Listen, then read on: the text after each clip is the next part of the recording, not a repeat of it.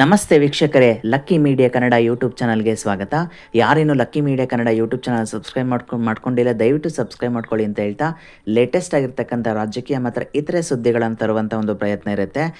ವೀಕ್ಷಕರೇ, ರಾಜ್ಯಾದ್ಯಂತ ಒಂದು ರೀತಿಯಾದಂಥ ವಿಧಾನಸಭಾ ಉಪಚುನಾವಣೆಯ ಕಾವು ರಂಗೇರಿದ್ದು, ಈ ಮುಖಾಂತರ ಚನ್ನಪಟ್ಟಣ ಉಪಚುನಾವಣೆಗೆ ಸಂಬಂಧಪಟ್ಟ ಹಾಗೆ ತುಂಬ ಕುತೂಹಲವನ್ನು ಒಳಗೊಂಡಿದೆ ಸ್ನೇಹಿತರೆ. ಯಾಕಂದರೆ ಚನ್ನಪಟ್ಟಣ ಅನ್ನುವಂಥದ್ದು ಒಂದು ರೀತಿಯಾಗಿರ್ತಕ್ಕಂಥ ರಾಜಕೀಯ ಕುಟುಂಬಗಳ ನಡುವೆ ಇರ್ತಕ್ಕಂಥ ಒಂದು ಜಿದ್ದಿಗೆ ಕಾರಣ ಆಗಿದೆ. ಈ ಮುಖಾಂತರ JDSನ ಅಳಿವು ಉಳಿವಿನ ಪ್ರಶ್ನೆ ಆಗಿದೆ ಅಂತ ಹೇಳಲಾಗ್ತಾ ಇದೆ.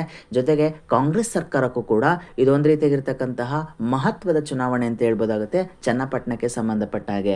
ಸ್ನೇಹಿತರೆ, ಚನ್ನಪಟ್ಟಣ ಇತಿಹಾಸವನ್ನು ನೋಡಿದಾಗ ಅಲ್ಲಿರ್ತಕ್ಕಂತಹ ಈಗ ಸ್ಪರ್ಧಿಯಾಗಿ ಚುನಾವಣೆಯಲ್ಲಿ ಸ್ಪರ್ಧೆಯಾಗಿರ್ತಕ್ಕಂತಹ CP ಯೋಗೇಶ್ವರ್ ಅವರ ಒಂದು ಹಿನ್ನೆಲೆಯನ್ನು ನೋಡಿದಾಗ CP ಯೋಗೇಶ್ವರ್ ಅವರು ಇಲ್ಲಿ 4 ಬಾರಿ ಒಂದು ರೀತಿಯಾಗಿರ್ತಕ್ಕಂಥ ವಿನ್ನಿಂಗ್ ಅನ್ನ ಪಡ್ಕೊಂಡಿದ್ದಾರೆ.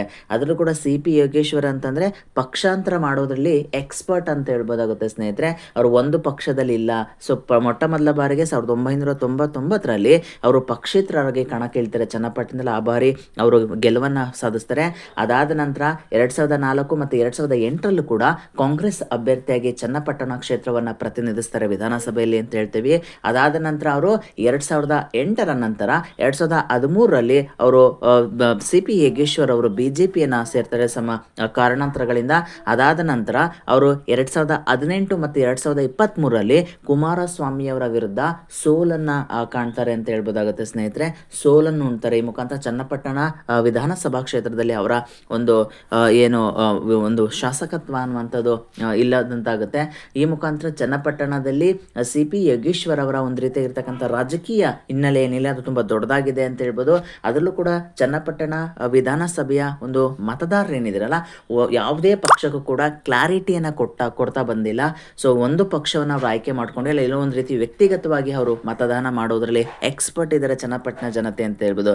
ಸ್ನೇಹಿತರೆ, ಚನ್ನಪಟ್ಟಣ ಒಂದು ವಿಧಾನಸಭೆಗೆ ಸಂಬಂಧಪಟ್ಟ ಹಾಗೆ ಜಾತಿವಾರು ಲೆಕ್ಕಾಚಾರವನ್ನು ಕೂಡ ಗಮನಿಸಿದಾಗ ಸ್ನೇಹಿತರೆ, ಅಲ್ಲಿ ಒಕ್ಕಲಿಗರ ಪ್ರಾಬಲ್ಯವಾಗಿರ್ತಕ್ಕಂತಹ ಕ್ಷೇತ್ರ ಅಂತ ಹೇಳ್ಬೋದು. ಅದರಲ್ಲೂ ಕೂಡ ಒಕ್ಕಲಿಗರ ಒಂದು ಮತದಾರರ ಸಂಖ್ಯೆ 1,05,000 ಅಷ್ಟು ಮತದಾರರಿದ್ರೆ, SC ST ಮತದಾರರು 45,000, ಮುಸ್ಲಿಂ ಮತದಾರರು 35,000ವನ್ನ ನೋಡ್ತಾ ಇದೀವಿ ಸ್ನೇಹಿತರೆ. ಅದೇ ರೀತಿ ಲಿಂಗಾಯತ ಮತಗಳು 11,000, ಕುರುಬ ಮತಗಳು 8,000, ಇನ್ನಿತರೆ ಸಣ್ಣ ಪುಟ್ಟ ಜಾತಿವಾರು ಇರ್ತಕ್ಕಂಥದ್ದು 31,000. ಸ್ನೇಹಿತರೆ, ಈ ಒಂದು ಸಂಖ್ಯೆಯನ್ನು ನೋಡಿದಾಗ ಎಲ್ಲೋ ಒಂದ್ ಕಡೆ ಒಕ್ಕಲಿಗರ ಪ್ರಾಬಲ್ಯ ಇರ್ತಕ್ಕಂತಹ ಕ್ಷೇತ್ರ. ಅಲ್ಲೂ ಕೂಡ CP ಯೋಗೇಶ್ವರ್ ಕಾಂಗ್ರೆಸ್ನ ಸ್ಪರ್ಧಿಯಾಗಿದ್ರೆ, NDA ಅಭ್ಯರ್ಥಿಯಾಗಿ BJP ಮತ್ತು JDSನ ಅಭ್ಯರ್ಥಿಯಾಗಿ ನಿಖಿಲ್ ಕುಮಾರಸ್ವಾಮಿ ಅವ್ರನ್ನ ಕಣಕ್ಕಿಳಿಸಲಾಗ್ತದೆ. ಈ ಮುಖಾಂತರ ಇದು ಕೂಡ ಒಕ್ಕಲಿಗ ವರ್ಸಸ್ ಒಕ್ಕಲಿಗ ಅಂತ ಹೇಳಿದ್ರು ಕೂಡ ಎಲ್ಲೋ ಒಂದ್ ಕಡೆ JDSನ ಒಂದು ಪ್ರಾಬಲ್ಯ ಜಾಸ್ತಿ ಇರ್ತಕ್ಕಂತಹ ಒಂದು ಕ್ಷೇತ್ರ ಅಂತ ಹೇಳ್ಬೋದಾಗುತ್ತೆ ಸ್ನೇಹಿತರೆ. ಪ್ರಸ್ತುತ ಇಲ್ಲಿರ್ತಕ್ಕಂಥ ಟ್ರೆಂಡ್ನ ಪ್ರಕಾರ ಯಾರು ಕೂಡ ಗೆಲ್ಲೋದಕ್ಕೆ 50-50 ಇದೆ ಅಂತ ಹೇಳ್ಬೋದು. ಯಾರೇ ಗೆದ್ರು ಕೂಡ ತುಂಬಾ ಕಡಿಮೆ ಅಂತರದ ಮತಗಳಲ್ಲಿ ಗೆಲ್ಲಬಹುದು ಅಂತ ಹೇಳಲಾಗ್ತಾ ಇದೆ.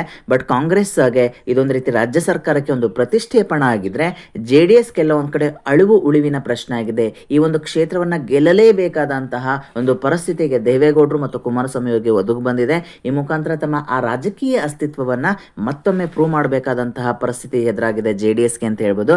ಸೊ ಒಟ್ಟಾರೆ ಅಲ್ಲಿ ಇರ್ತಕ್ಕಂತಹ ರಾಜಕೀಯ ಚಿತ್ರಣವನ್ನು ನೋಡಿದಾಗ ಎಲ್ಲೋ ಒಂದ್ ಕಡೆ 50-50 ಕ್ಷೇತ್ರ ಅಂತ ಹೇಳ್ಬೋದು. ಎಲ್ಲ ಒಂದ್ ಕಡೆ ಮಾರ್ಜಿನಲ್ ವಿನ್ಸ್ ಅಂತ ಹೇಳ್ಬೋದು. ತುಂಬಾ ಕಡಿಮೆ ಅಂತರದಲ್ಲಿ ವಿನ್ ಸಿಗ್ಬೋದು ಯಾವುದೇ ಅಭ್ಯರ್ಥಿ ಆದ್ರೂ ಅಂತಾನೂ ಕೂಡ ಹೇಳಲಾಗ್ತಾ ಇದೆ. ಬಟ್ ಕಾದ್ ನೋಡ್ಬೇಕಾಗತ್ತೆ ಸ್ನೇಹಿತರೆ, ಇಲ್ಲಿ ಫಲಿತಾಂಶ ಏನಾಗುತ್ತೆ ಅಂತ ಹೇಳಿ ಕಾದ್ ನೋಡ್ಬೇಕಾಗತ್ತೆ. ಇದು ರಾಜಕೀಯ ಚನ್ನಪಟ್ಟಣ ಒಂದು ರೀತಿ ಉಪಚುನಾವಣೆಗೆ ಸಂಬಂಧಪಟ್ಟ ಒಂದು ಮಾಹಿತಿ ಆಗಿತ್ತು ಸ್ನೇಹಿತರೆ. ಸೊ ಯಾರೇನು ನಮ್ಮ ಚಾನಲ್ ಸಬ್ಸ್ಕ್ರೈಬ್ ಮಾಡ್ಕೊಂಡ್ರೆ ದಯವಿಟ್ಟು ಸಬ್ಸ್ಕ್ರೈಬ್ ಮಾಡ್ಕೊಳ್ಳಿ. Thank you.